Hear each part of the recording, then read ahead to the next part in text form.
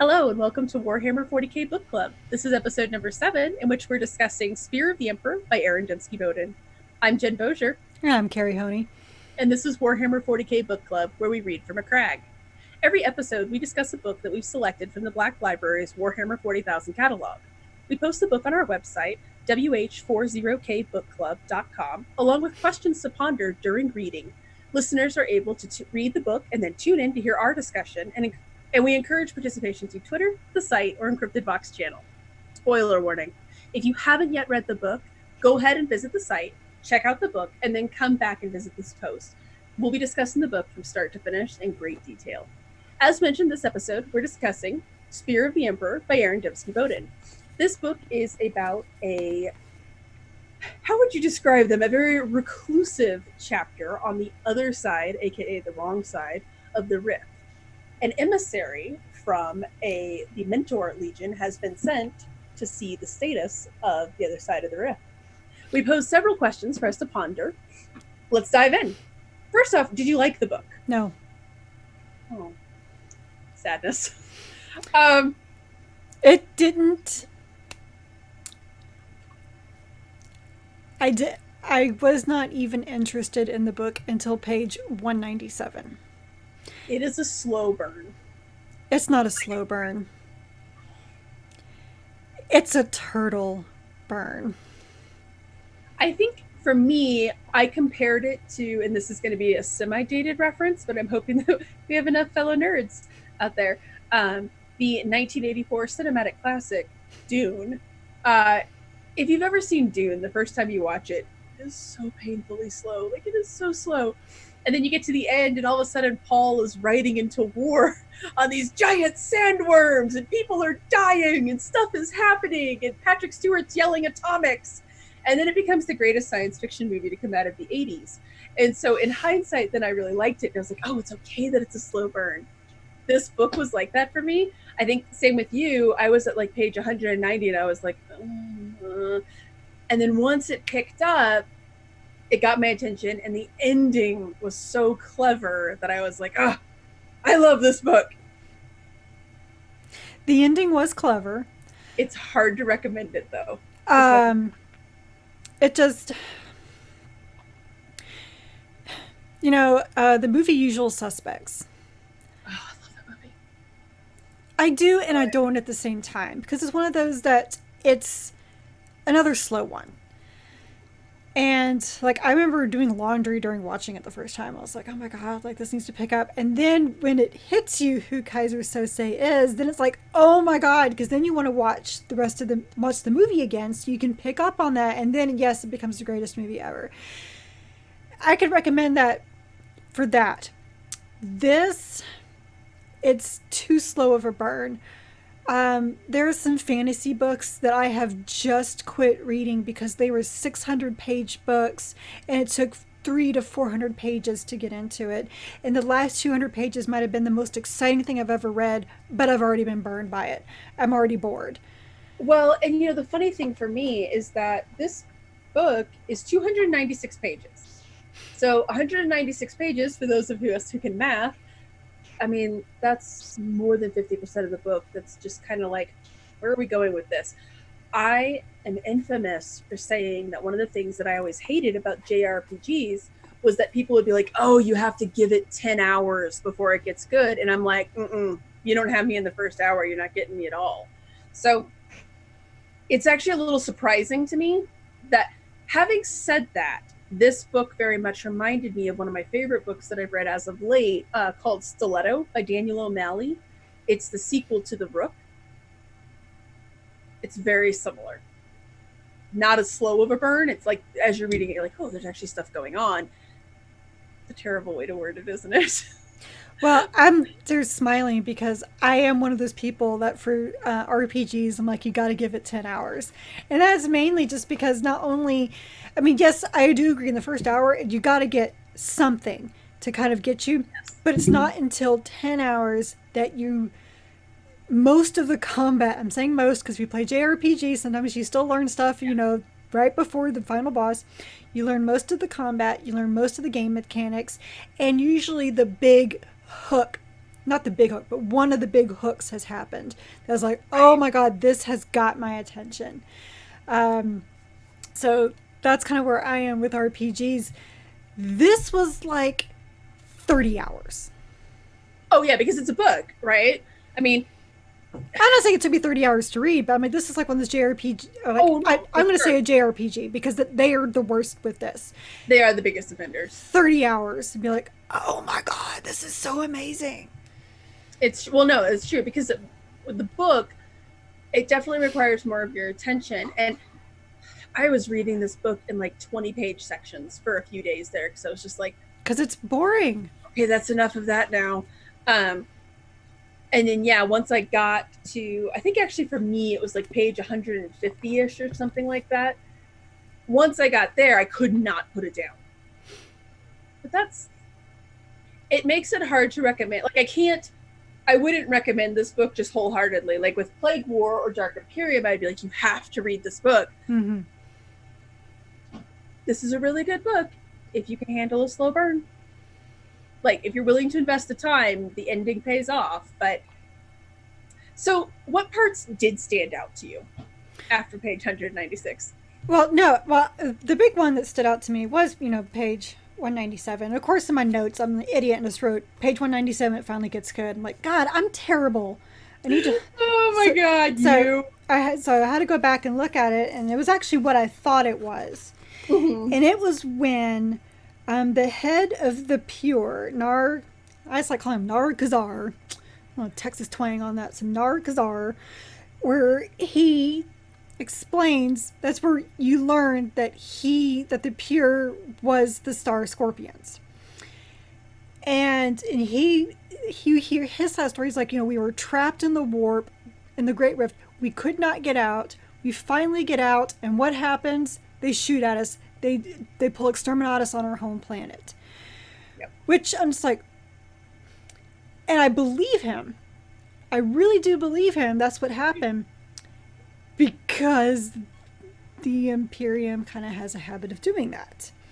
Hey, shoot first, ask questions later. I mean, you can imagine, and the one thing that I like about the Imperium is that because of what we know about chaos, and because of all of the books we've read, you can imagine how many times they got burned by being like, oh, sure, it's fine.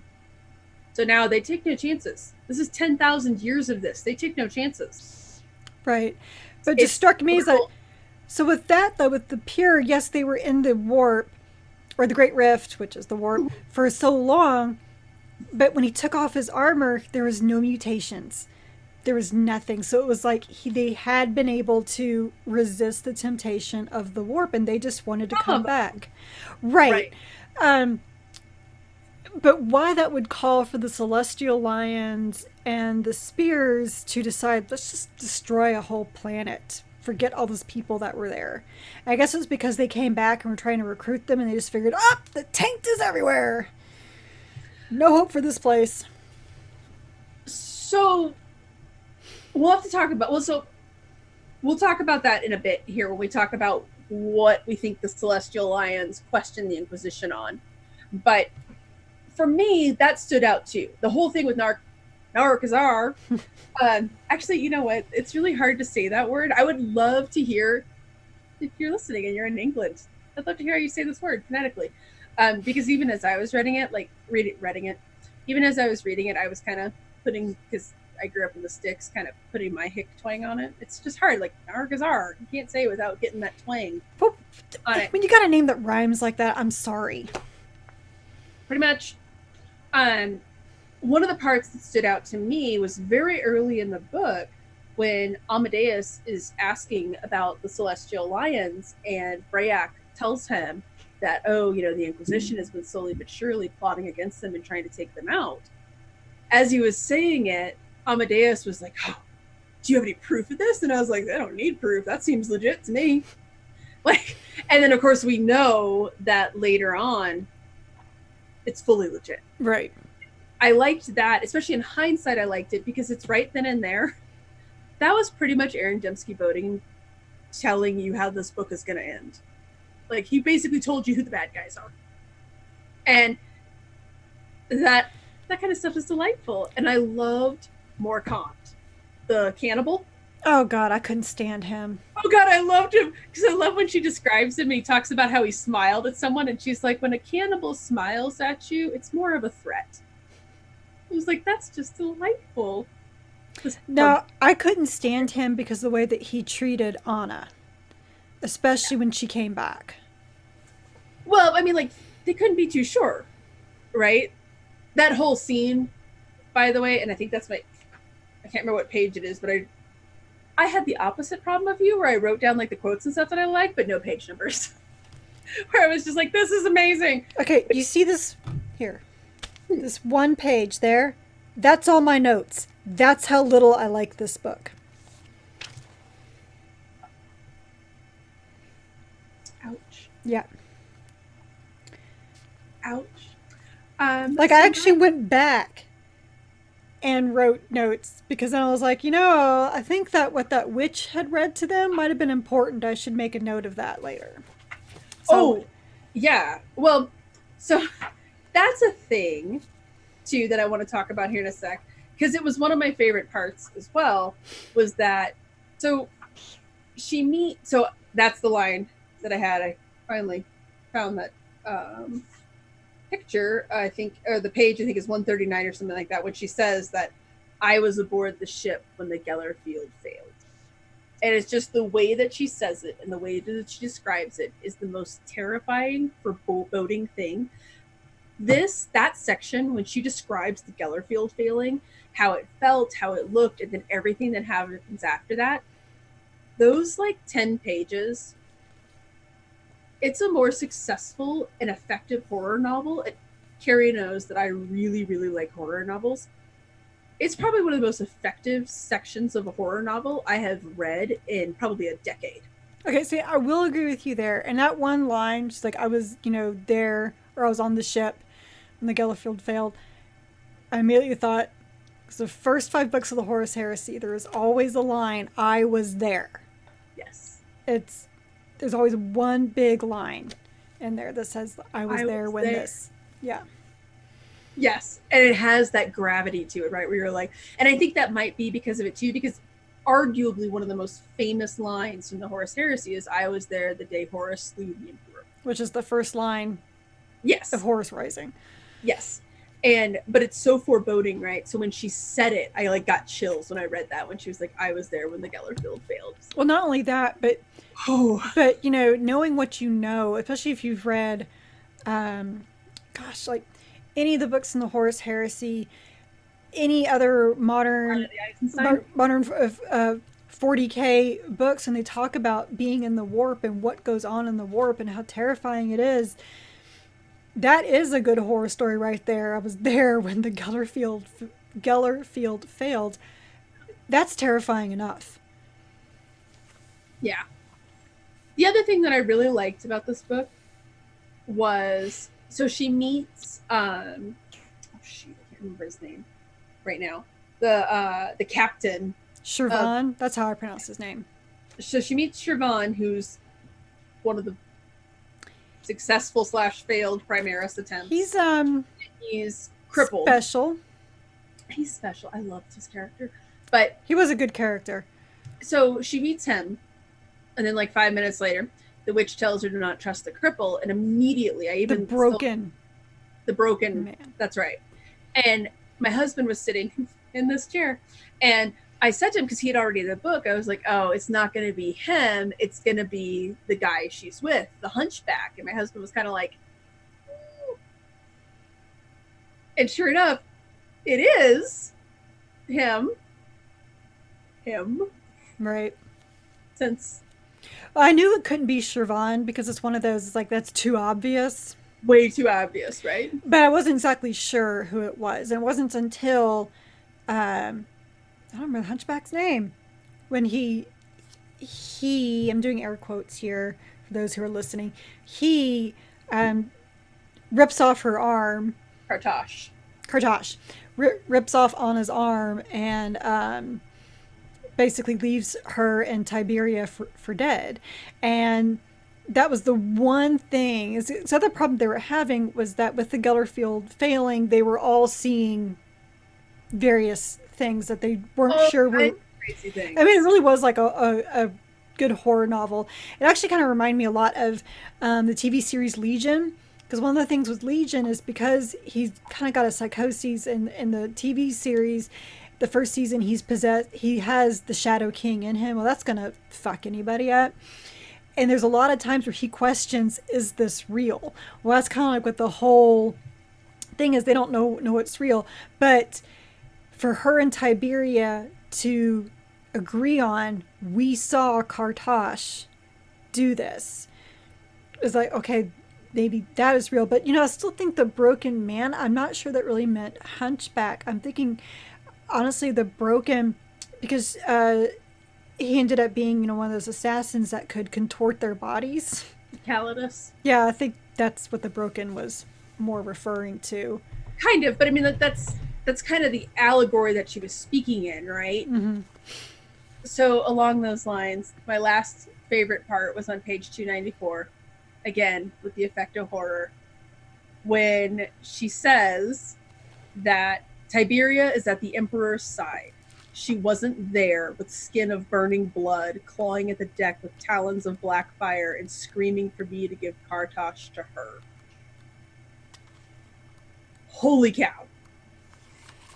I like the idea. So from reading Black Legion and the Talon of Horus, I truly believe that Tiberia was not there, nor was her father there. It was the warp playing tricks on what you wanted to see.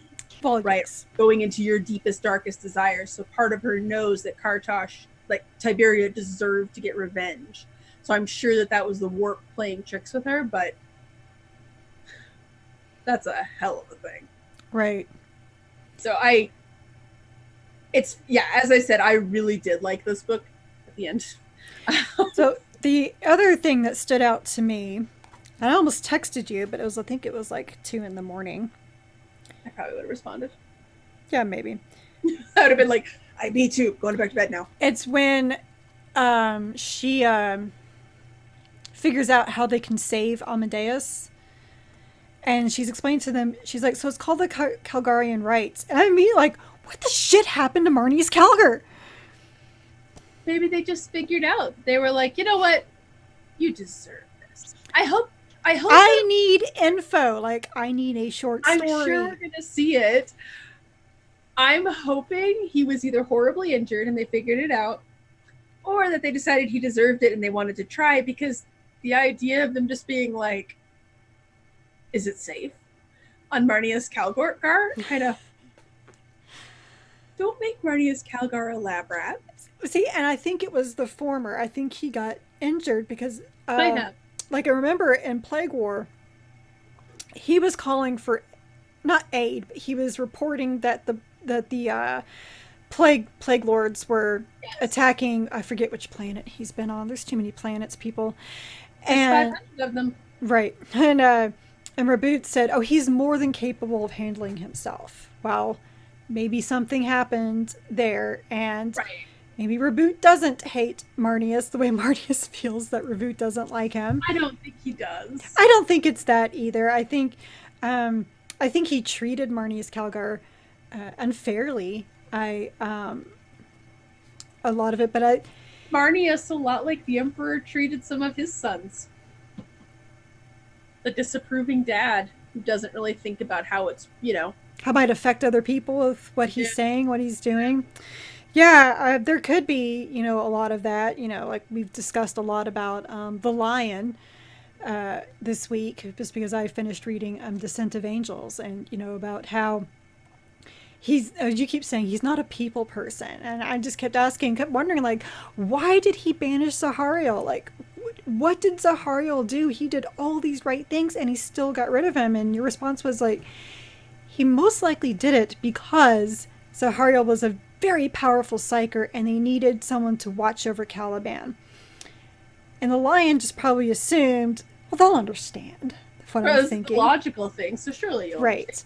And that's not what happened, but because, makes me think of my comic Deathstroke, where Wintergreen's telling everybody like he's about to end the world because the man can't hug his children. It makes me kind of think of that with the Lion and with the Emperor. I think you could almost describe the entire Horus Heresy like that. Because a man won't hug his children. Basically. Because Lion did not hug his children, there was the rebellion on Caliban, and now we have, the Fallen and blah, blah, blah. And, I'm kind of seeing something with Reboot and Marnius, which is makes me think of something did happen to him, and they did decide, let's try this, see if we can save him. Right. Then I think that relationship will turn around. Oh, yeah. From everything that they kind of laid out in this book, Reboot needs that relationship to turn around. That's one thing I want to talk about really quickly. Right. I was going to say, there's one thing I did like about this book was that it was a good, I guess, hard for me to say this, like a good, like a setter, an environmental reset, I guess, of the Warhammer universe, of what is going on. It's kind of saying, this is what has happened, this is what has been decided, this is where things are going. Right. So let's talk about that really quickly. So this book establishes, I think if you were to walk away from this book with nothing else other than don't mess with the Inquisition, there are 3 very important things this book establishes. What? They can, in fact, upgrade people. They don't upgrade Uriel Ventress. I'm going to scream. And Pausanias. No, so I did go back and read. I had to go back and double check this because I was like, I wonder if I'm exaggerating this in my mind because I haven't read the first Ultramarines omnibus in like 11 years, 12 years, 13 years. So I haven't read it in 13 years. So I went back to double check on that one. Yeah, Pausanias, they describe him as being head and shoulders above Uriel, and that he was so big they had to cannibalize Terminator armor, tactical Terminator armor for him. So he's probably already the size of a Primaris Marine. They just need to give him that extra thing in between their hearts, and he's gonna be fine. But so they've established that they can upgrade people, and that was the freakiest scene when Honorata talks about being in the infirmary and she can hear wood creaking, and then it dawns on her that it's his bones growing. Yeah.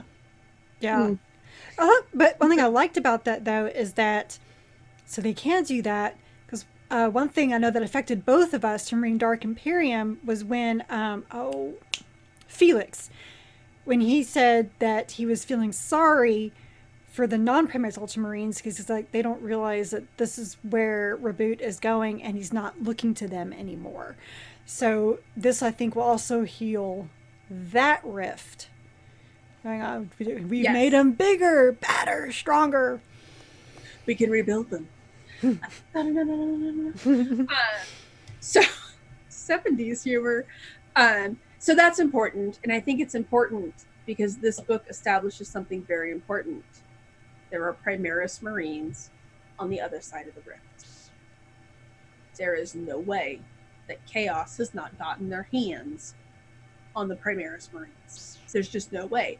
They also talk about how notoriously difficult it is to get through the rift.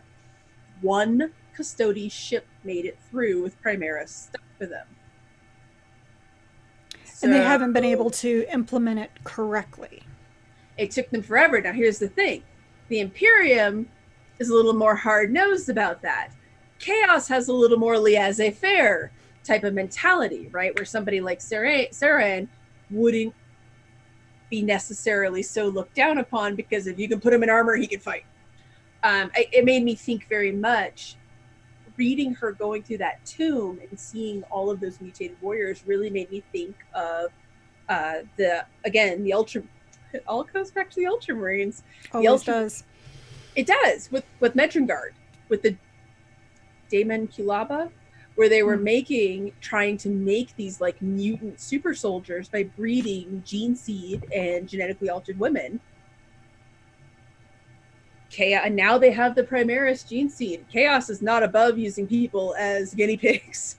Like they'll just start. Yeah, it's not going to be good. So I think it's interesting that they confirmed.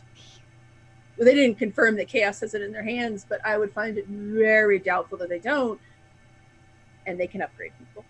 Or maybe not that Chaos has it, but there's now the opportunity for Chaos to get it because for it to fall into the wrong hands. Mm-hmm. Yeah. So those are two very important things. I think we all kind of assumed that they were going to upgrade, and confirmed Marnius. The other thing that they establish is that Gulliman's basically planning on sacrificing half of the Imperium.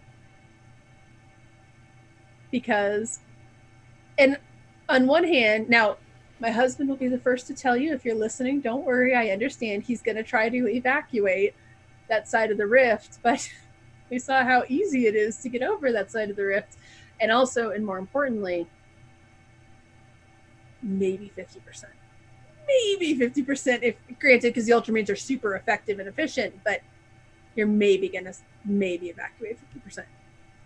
You're sacrificing that half of the Imperium because it's no longer, you can no longer hold it.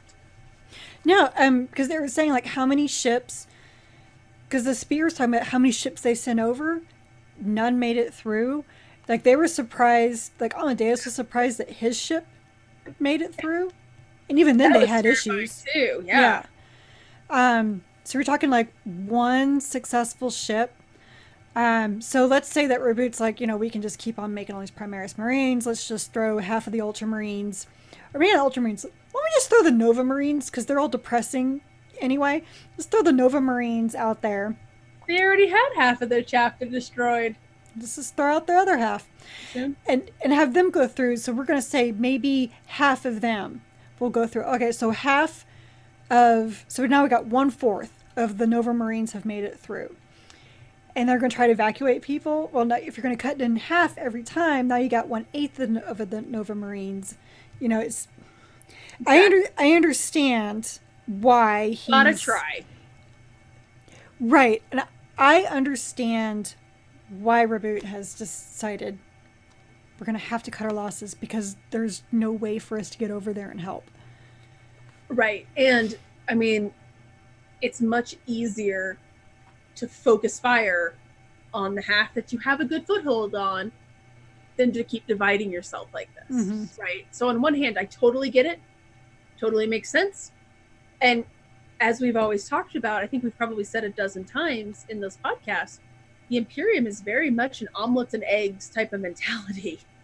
Like, look, sometimes you got to sacrifice a couple million people to save billions. But it was really hard to read.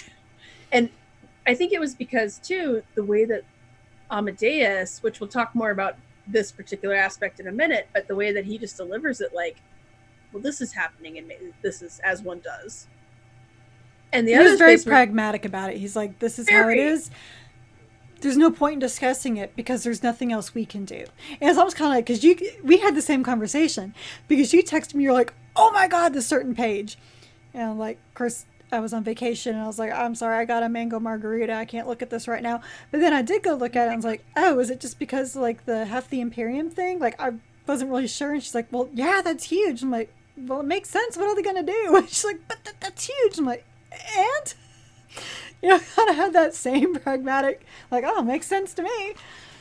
I mean, to be fair, it does. I'm just saying, I was like, holy cow. I wasn't expecting that. So, well, I didn't really understand the magnanimity, I guess, of the Great Rift. I knew that it stretched the Eye of Terror much bigger, thanks to, Cadia no longer being there. I know I can still hear somebody yelling Cadia stands.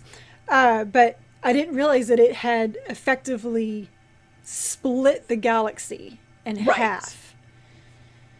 Yeah. Oh, yeah. Because I kind of thought it was, it was kind of important. Well, because you remember with the Indomitus Crusade, it was to close the Indomitus Rift. And that's just kind of what I thought this was. Yes, it's much bigger. It's huge, but surely they can figure a way to close it. I didn't realize it split the galaxy in half. Yeah, it was kind of bad. Well, because again, and so this kind of goes into our next question, talking about the Imperium. So one of the things that they've tasked Aaron Dembski-Bowden with is, I don't want to say fully retconning, but fleshing out chaos a little bit more, because it's always been, I mean, for the longest time, he's been called Failbadon, Terminator or failure wears Terminator armor, right? So they've tasked Aaron Dembski-Bowden with going back and kind of retconning this and saying, kind of turning it into a giant Xanatos gambit. But this idea that no, he succeeded because you didn't understand his objective. He's been killing those pylons. And so then when he killed Cadia, right? But Aaron Dembski-Bowden has spent a lot of time writing chaos and a lot of time writing Traitor Marines. I still stand by one of my favorite books for like the last 7 or 8 years has been his Night Lord series. And so does this affect the way that he writes his Loyalist legions and looks at the Imperium? Well, I mean, I don't know how it can't. He doesn't paint a flattering picture. No, I mean, especially when you read, like, Talon of Horus, that it has such a measured and level-headed examples of, Traitor Marines. Of course, then that all goes out the window with Black Legion because Abaddon just becomes Abaddon. But no, I mean, yeah. But I haven't read the Night Lord's Omnibus, so I can't answer fully with that. But I mean, I can't when you write bad guys for so long, it's going to be hard to write about the good guys without some. And one thing I've actually really liked about this universe is that it's not black and white. Like, I remember one of the jokes. Not as black and white as it looks. It's like, I remember this one joke or meme you sent me like years ago, and it was like, well, who are the good guys or bad guys here? It's like, oh, we don't do that here. We don't do that here. The Black Panther one. Yeah. No, we just don't do that here. And it's very apparent in this book, Spear of the Emperor. I could argue it's apparent in many other books that I've read, not just the Horus Heresy, but you kind of see like some, I don't really know. Is that really the best? Especially when you look at some of the hive worlds these people live on. They're just like basically cranking people, using them to death for the good of the Administratum. There's a lot of that. And one thing I did like about the Ravener series was that it really dove into that yes, these people, like, this is like the Administratum is destroying these people. And the Raveners is kind of like, yeah, well, we're doing our bit, and then, okay, we're gone. Yeah. So I thought it was a great way of doing it. Going, see, it's not exactly so perfect. But what the Inquisitors are doing is not exactly so perfect. And I think that with Aaron Dembski-Bowden, as he's written some chaos so long, he understands that the Imperium, he probably understands more than most other writers, that the Imperium is not perfect. And the Imperium is not resolute. And so one thing I've really been liking, with where he's been going with the Black Legion series and now with this book and what we've seen with Guy Haley do with, I don't know, everything else, is just that things are changing. It's like, Guilliman has woken up and like, this is bullshit. This is not what the Great Crusade was about. Like, you guys can't be doing this to people. You guys can't be doing this to other planets. And so it's this big, huge upheaval. And this book, Spear of the Emperor, I think just shows it 100%. It does. And so the one thing that struck me, again, because the Night Lord's books, I mean, how many times have I referenced them on this podcast? They're some of my favorites. In the book, the main character, Talos, has 2 slaves. One is Septimus, the other is Octavia. Yeah, sounds familiar. Kind of like Helot Primus, Secundus, Tertius. Mm-hmm. And even though they give them a nice name, and I'm not going to deny that Honorata is a badass. On a scale of 1 to Lotara Saren, she's like a 9. She's probably she's definitely looking up at Lotara coming for her. Any human female that can backtalk to Angron and live is just automatically at the top. She's also BFFs with Karn. But the description, like Septimus's experience, it's very similar to Honorata's. And now, granted, they kind of show how it's a little bit worse. Like when they get captured by the Pure, they're a little worse to their slaves than Amadeus is. But it's still not, I mean, it's still slavery. Not like you can just not do your job. The so that's kind of, it does show this big, like, look, this is this is an uncaring machine. But I think the thing Well, that yeah, struck I mean, sorry to interrupt you, but one thing I could not get over in this book was when Anna thought she saw her father, when the Gellerfield broke. And what does Amastea do? He cracks her skull. Not once, but twice. well, one, I understood the first one, right? Because he's like, it's chaos, snap out of it.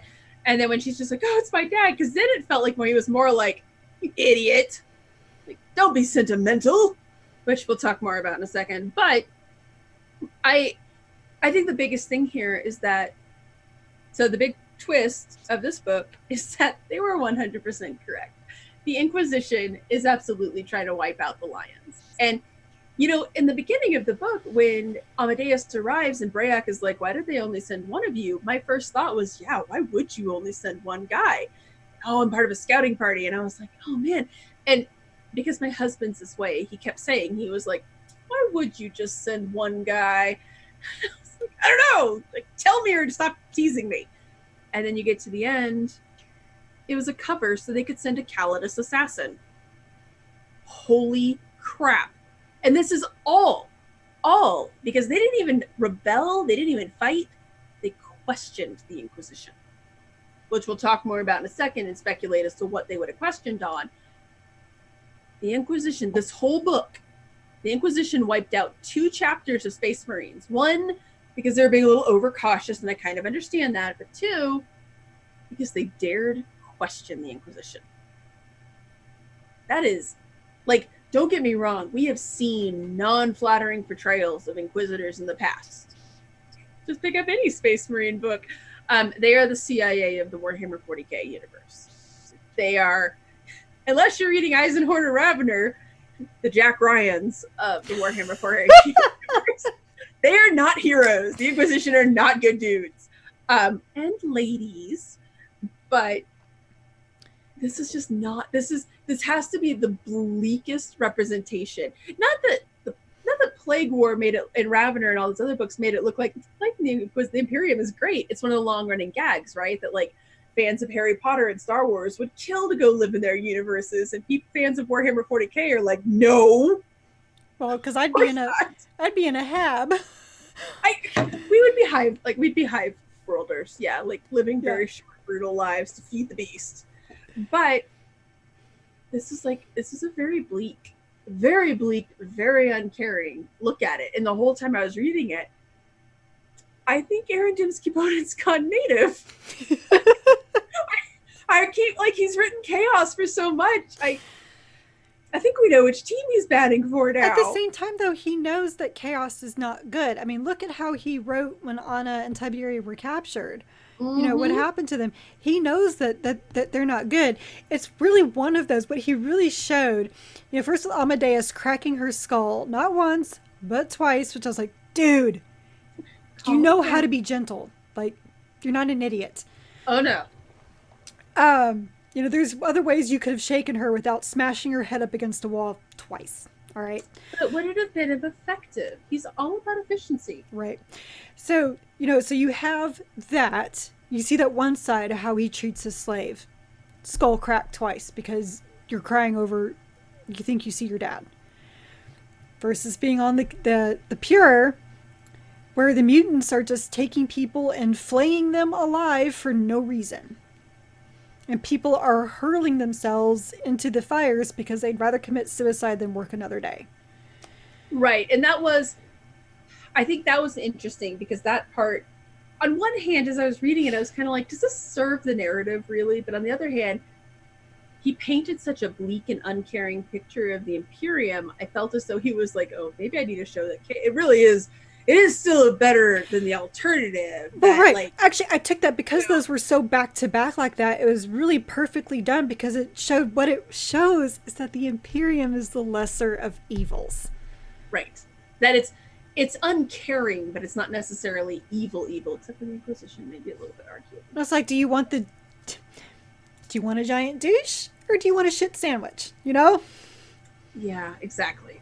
I mean, yeah, exactly. And so what do you think they questioned them on? They skirt around that very delicately. They do, but it was something that you said earlier that made me think that maybe this could have been it. Maybe the Lions questioned the order for the Exterminatus. That's one of my two hypotheses. I think that maybe they were like, okay, we've got to exterminate us this planet, and the Lions were like, wait, do we though? Do we? Yeah. Because with the Inquisition and the way that they paint them in this, that could entirely be, because one of the things I thought was kind of interesting is that, like, again, with Amadeus cracking on Arata's skull for those two things, right, and not brooking any back talk, kind of like that with the Inquisition. They really could have just asked something that mildly. The other thing that I wonder is that very early in the book, Amadeus says, "Rock me, Amadeus." I heard that. I pictured him and Thomas Holt the whole time. With Amadeus, poor choice of names. ADB, I love you, but that was a poor choice of names. He talks about coming for the Primarch, and Brayak responds saying, yeah, you come for the person claiming to be the Primarch. So part of me wonders if the Lions maybe questioned the Inquisition on the Primarch. I wonder if they questioned either is this really the Primarch? Is it Alfarius? We know the Inquisition does not like Guilliman's. Some people aren't liking it. Part of me wonders if maybe they questioned them on something untoward with Guilliman. I can't imagine. And the fact that they mention that, they never come back to it. They never come back to why they don't believe that it's Guilliman. I wonder.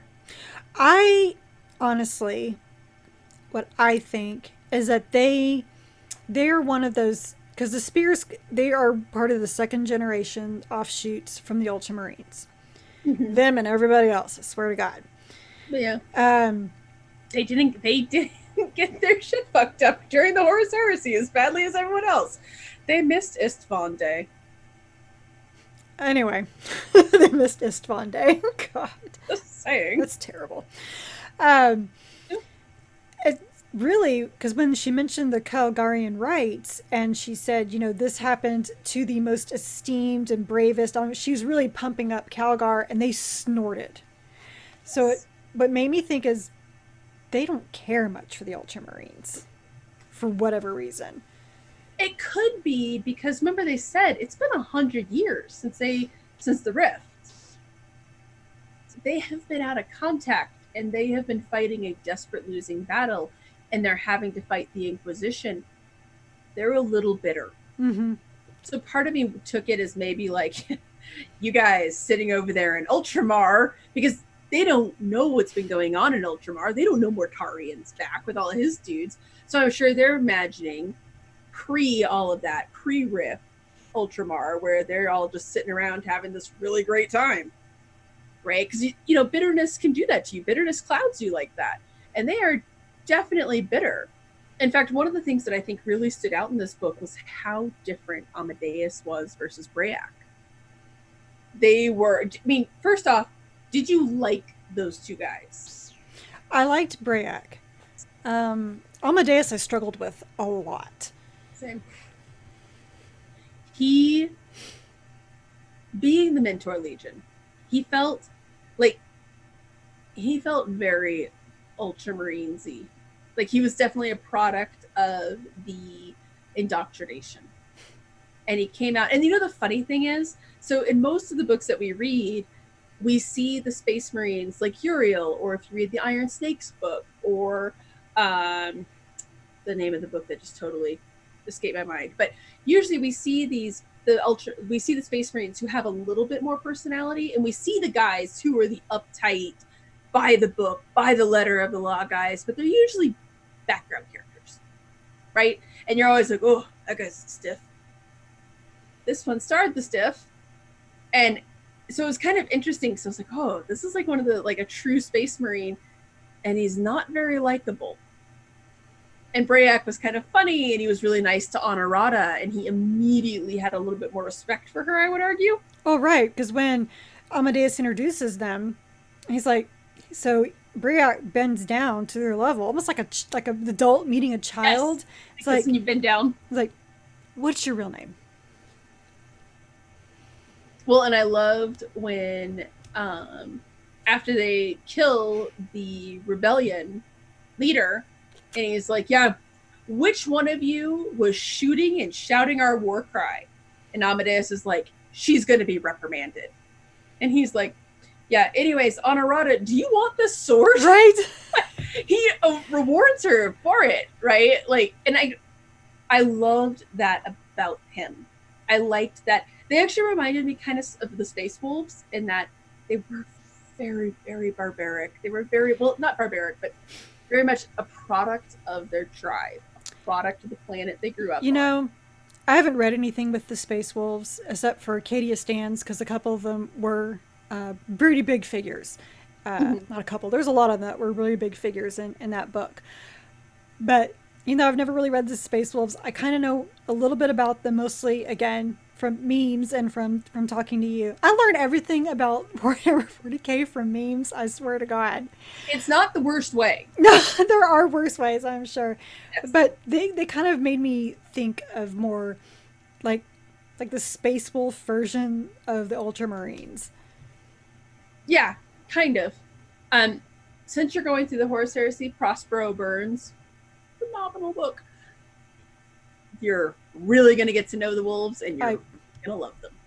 Yeah, well, I figured that, when they come and burn an entire planet. But you really get to learn their culture and how they are and how the Space Wolves, what they come from and what their products of and what their beliefs are. And it's really cool.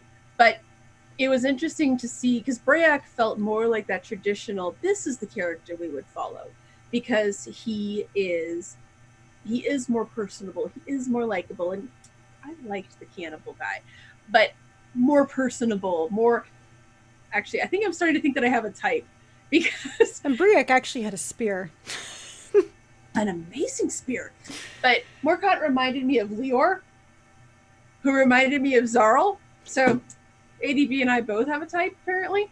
I liked, it was interesting to see them juxtaposed. And I kept telling my husband, actually, I was like, this would have been so much more interesting in the beginning if we would have followed Brayak. Because for being called Spears of the Emperor, our main Space Marine dude doesn't become one until the last 10 pages. And it's really more about him and Honorata. It's actually, I mean, really, the story is Honorata's story. Mm-hmm. Which, again, do you like her? I go back and forth, to be totally honest. Because she bored me a lot in the beginning. It really wasn't until they were captured that I started to come around on Anna. And no, that's not true. It was when Amadeus cracked her skull that I came around on Anna, because I was like, dude, seriously. And I think that was also around the time when she was having the flashback to why she tried to become a Helot in the first place, and which is just like just in one, sad to say, like another horrible story out of the Habs and in the world of the Imperium. Yeah.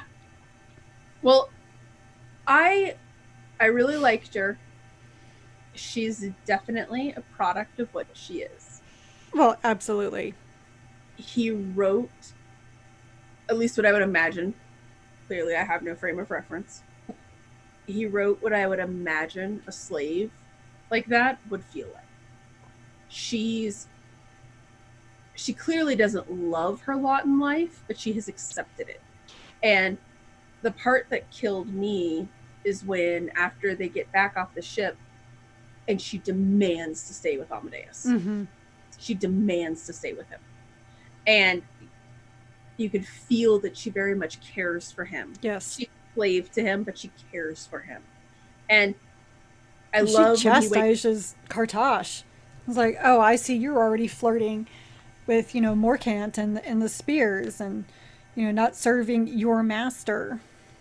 Yes.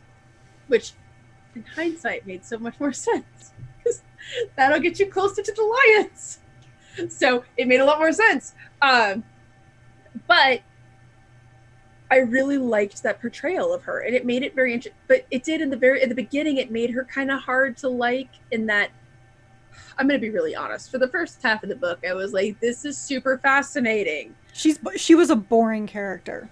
For the first half of the book, she really was. It's not until you get to see she kills a space marine. She has an eye that explodes people, right? She's very competent. She's a fighter. She's very loyal. You start to see all these things about her that, oh, this is so neat. But which was neat. It felt kind of like a lump of sugar. Not a lump of sugar because she wasn't bad, but it was this, oh, there is more to you. You do have depth. Yeah.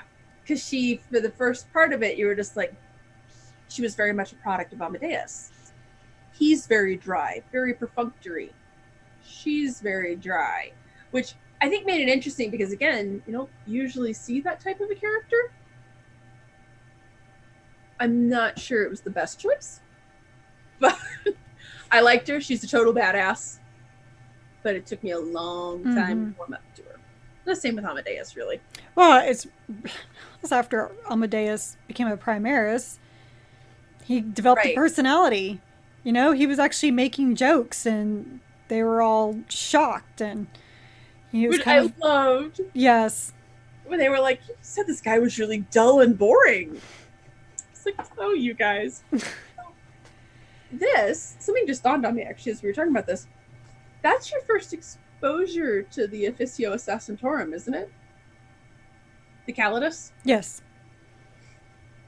What did you think? Well, the fact that contorting bodies, ew. Just because I could almost feel like I could just hear the sinew and bones, just, kind of crack in and out of place, and it disgusted me, to be totally honest. I have been kind of turning around on the Inquisition, thanks to Dark Imperium, actually. That's kind of what started it, because the only thing I've read about the Inquisition was, with the Grey Knights, and Eisenhorn and Ravener. And what I've learned from Eisenhorn and Ravener is that I don't trust the Ordo Hereticus at all. They're witch hunters in every sense of that word. So and then with Gulliman obviously starting a war against the Inquisition, which I think he should, rightfully so. And then this, I'm just like it absolutely disgusted me. It made me, I'd always joke about, I was like, oh, I could see me being a rogue inquisitor someday. Oh no, I want nothing to do with the Inquisition, because my idea of the Inquisition was always, like you said, the Jack Ryans of the CIA, those people. And I just started reading James Swallow's Blood Angels Omnibus, and holy shit, I've been cussing a lot on this episode. But there's an Inquisitor on there who's from the Order Hereticus, and he is a horrible person. Just absolutely horrible. And especially what he's doing to this whole Blood Angels chapter. He's totally twisting them to do what he wants them to do. He had all the servitors in this interrogation room suddenly go to sleep, tortured this word bearer till he got what he wanted out of him, and then killed him with something he shouldn't have even had in the room. And just as he killed him, he arranged his hands in a way so he was actually holding this shard, and he woke up the servitors, and he was like, oh my god, look, he killed himself. And they're all like, oh yeah, he did, you've been awake this whole time, this. Oh yes, we've recorded this whole thing. He just killed himself. Totally changed all of that.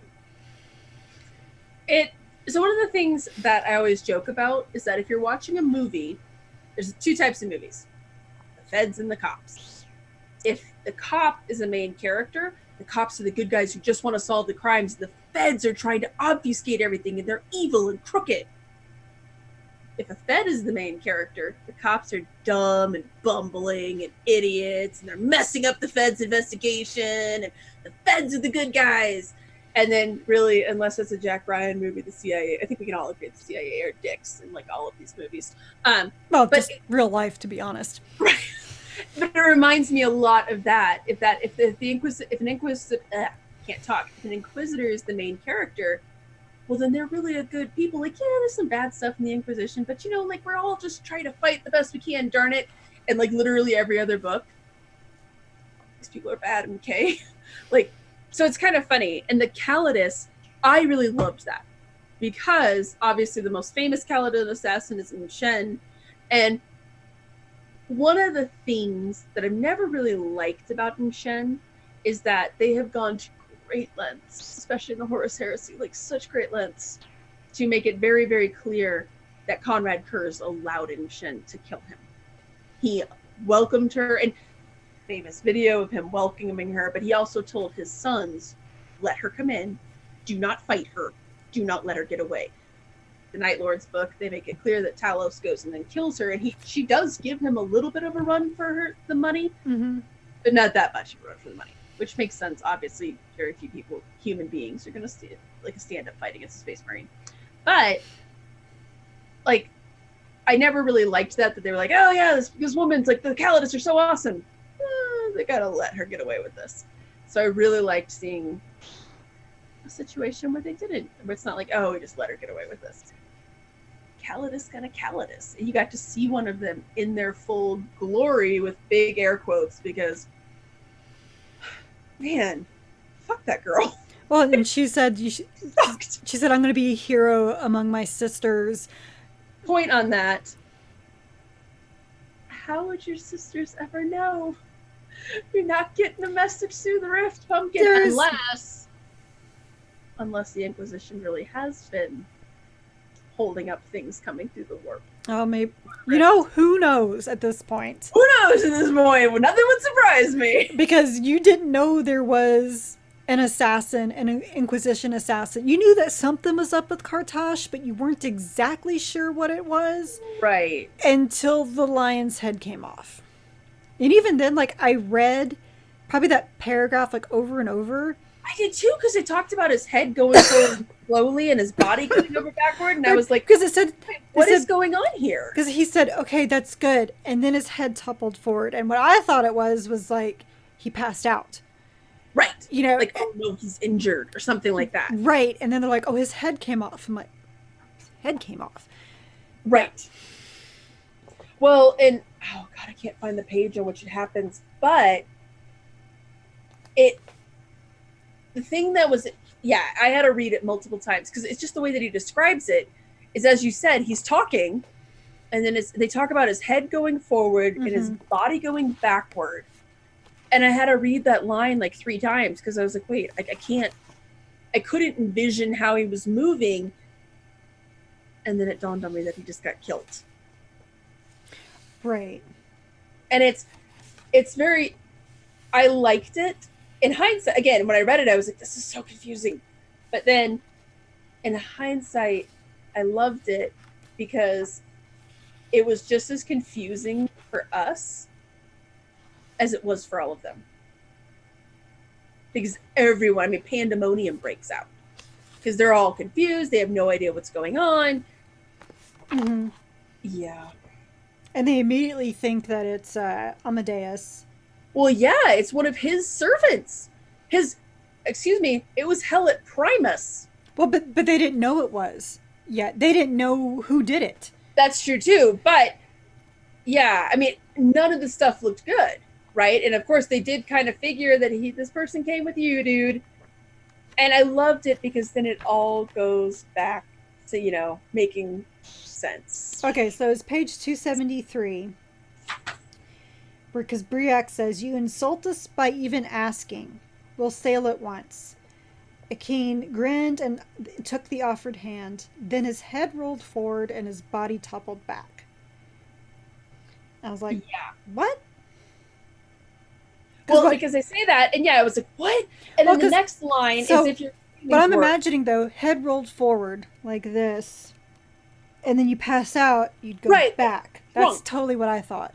Yeah, like, that movement. That was exactly what I was picturing, too. And the reason that it made it also confusing too is that the next words are, if you're reading these words and have never seen a Space Marine in the flesh, she doesn't immediately be like, dude got killed. She like goes into this thing about like how, look, I need you to understand what exactly I'm explaining here. So it's not until like I read those chapters over and over, and then the next line in the next section on page 274 was, Akeen's head tumbled from his shoulders and his headless body began to fall. Which is when I was like, wait, what? And went back. Yes. Oh, yeah, because you're like, whoa, wait, what just happened?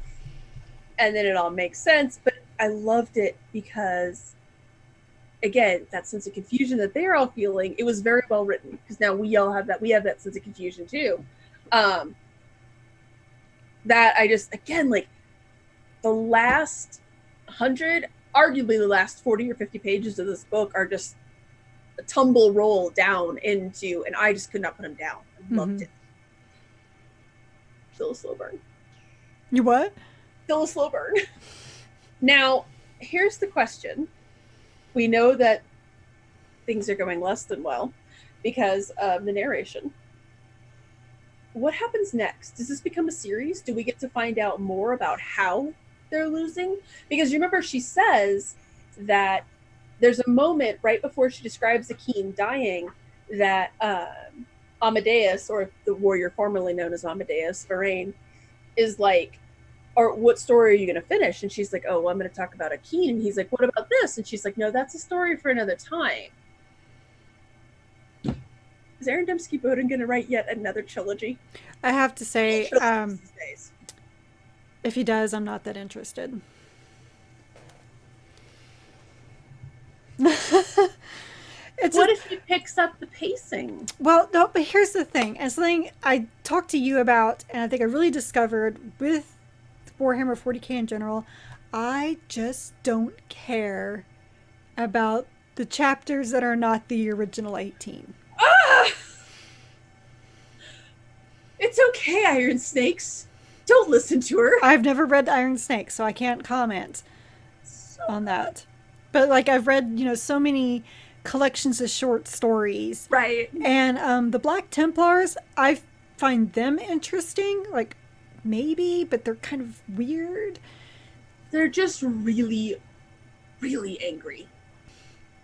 They're the angry Marines. But for whatever reason, like with these short story anthologies, they write a lot about, and then I write Chaos Marines, which I kind of like that because I like kind of reading about the other side.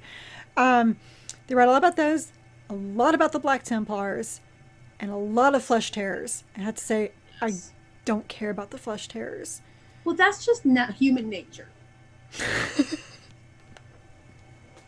I don't care about them. I don't care about the Blood Drinkers. I don't care about just an omnibus bird. Okay, it's like, I didn't even know there was Blood Drinkers until, was it Black Legion?